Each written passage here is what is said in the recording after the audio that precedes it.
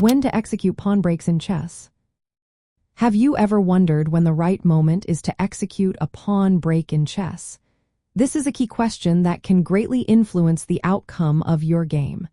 Let's break it down together. The timing of a pawn break is essential.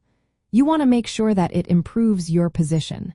A good pawn break can open lines for your rooks, gain space, or create weaknesses in your opponent's pawn structure. But how do you know when to pull the trigger? First, assess the position on the board. Look closely at whether the pawn break will create favorable changes.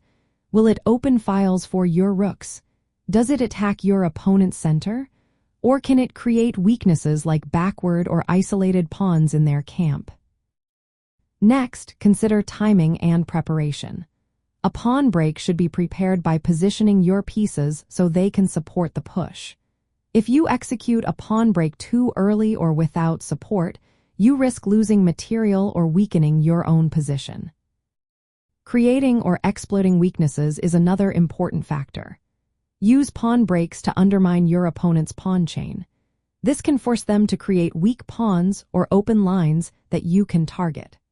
For instance, breaking in the center with moves like pawn to d4 to d5 or pawn to c4 to c5 can challenge your opponent's control and create tactical chances.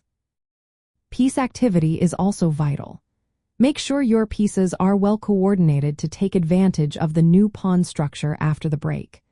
The success of a pawn break often relies on how effectively your pieces can use the open lines or weak squares that are created. Finally, understand how the pawn break will shape the overall pawn structure for both sides. The resulting structure should align with your strategic plans.